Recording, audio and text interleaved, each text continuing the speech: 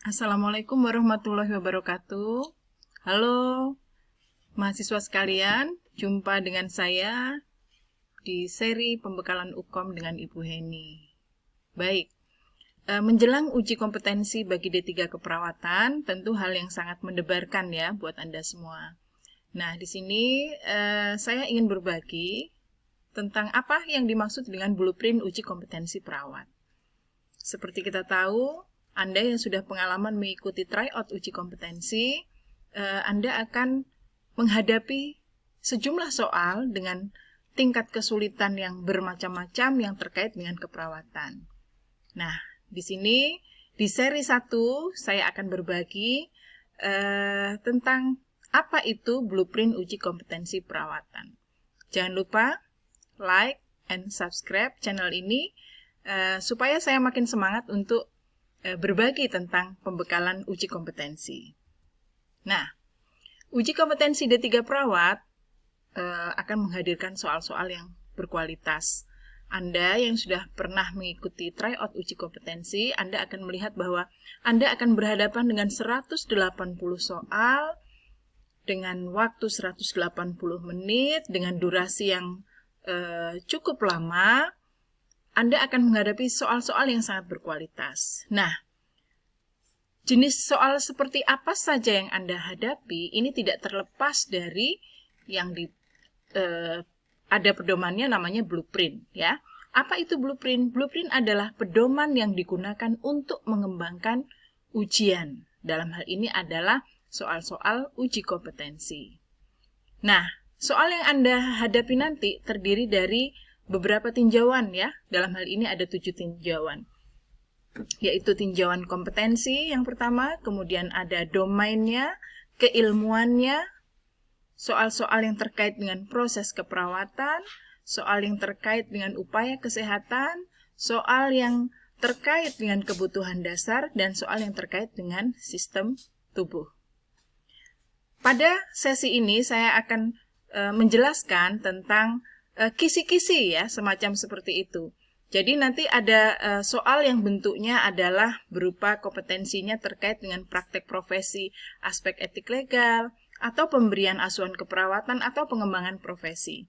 Kalau dilihat dari domainnya, ada yang soal itu sifatnya adalah ingatan ya, berupa pengetahuan, dalam hal ini adalah kognitif. Ada soal-soal juga yang menunjukkan sikap. Ada juga soal yang berupa pertanyaannya tentang urutan-urutan tindakan. Nah, kemudian ada soal terkait dengan keilmuan. Keilmuannya apakah itu keperawatan medikal bedah, maternitas, apakah soal anak, dan seterusnya. Lalu ada soal-soal yang akan menanyakan tentang kemampuan Anda melakukan pengkajian, bagaimana menegakkan diagnosa keperawatan atau masalah keperawatan, lalu soal-soal yang mengarahkan kepada intervensi atau tindakan keperawatan, dan soal yang sifatnya adalah evaluasi dalam tahapan proses keperawatan. Kemudian ada soal yang menyangkut tentang upaya kesehatan. Apakah soalnya berupa pendidikan kesehatan, ya, atau berupa pencegahan, preventif, atau soal yang sifatnya kuratif. Nanti kita lihat proporsinya. Atau ada juga soal yang sifatnya adalah pemulihan atau rehabilitatif. Kemudian soal-soal yang terkait dengan kebutuhan dasar. Di sini terlihat ada semua kebutuhan dasar manusia. Artinya semua soal yang menyangkut gangguan kebutuhan dasar manusia akan muncul dalam soal uji kompetensi Anda. Kemudian soal-soal yang tentu saja terkait dengan sistem tubuh ya, dalam hal ini adalah gangguan pada tubuh kita, pada tubuh manusia, berupa gangguan atau penyakit terkait dengan semua sistem tubuh. Oke, akan saya lanjutkan. Nah, ini adalah proporsi soal yang soalnya adalah berupa area kompetensi. Nah, di sini kita lihat soal yang berupa pemberian manajemen asuhan keperawatan itu terbanyak proporsinya ya, 65-75%. Kemudian ada soal yang sifatnya terkait dengan aspek legal etis ya. Mungkin Anda akan menemukan soal yang terkait dengan aspek legal etik apakah yang diterapkan oleh perawat misalnya ya, yang contohnya veracity, justice, dan lain-lain itu sekitar 15-25% dari 180 soal. Tapi terbanyak di sini adalah yang terkait dengan manajemen asuhan keperawatan, artinya adalah bagaimana perawat berhadapan dengan pasien. Selanjutnya, untuk kompetensi yang sifatnya pengetahuan, ya kita lihat ini ada proporsi untuk nurse dan D3 keperawatan. Yang sifatnya pengetahuan untuk D3 keperawatan itu sekitar hampir separuhnya, ya 40-50%. Artinya dari 180 soal yang terkait dengan kognitif atau pengetahuan itu ditanyakan oleh sekitar 50% soal. Kemudian yang sifatnya adalah urut-urutan tindakan atau procedural knowledge itu juga 50%. Sedangkan yang berupa afektif atau sikap perawat itu 5-10%. Kemudian tinjauan berikutnya terkait dengan keilmuan. Nah, Anda bisa lihat soal keperawatan medikal bedah ini sangat banyak. Karena sesuai dengan distribusi di kurikulum, keperawatan medikal bedah itu SKS-nya banyak ya, sehingga cukup banyak Anda temukan pada soal uji kompetensi. Sampai dengan yang terbawah di sini ada keperawatan gawat darurat, manajemen keperawatan, komunitas, dan grontik itu sekitar 3-9%. Tinjauan berikutnya adalah proses keperawatan. Terkait dengan 5 tahapan proses keperawatan, Anda bisa lihat di sini perbedaan antara soal uji kompetensi nurse dan D3 perawat. Itu yang mendominasi adalah yang terkait dengan implementasi untuk D3 perawat. Sekitar 45-55%. Anda harus bersiap-siap, artinya sebagai perawat vokasi untuk D3 keperawatan, soal yang terkait dengan tindakan akan banyak Anda temui pada soal-soal uji kompetensi.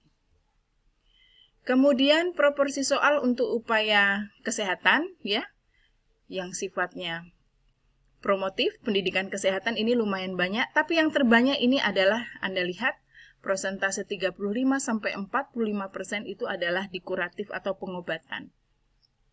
Artinya, soal-soal yang sifatnya langsung ke pasien ya, berupa kuratif atau tindakan mengobati, menyelesaikan masalah pasien itu lumayan banyak. Kemudian terkait dengan kebutuhan dasar manusia yang terganggu.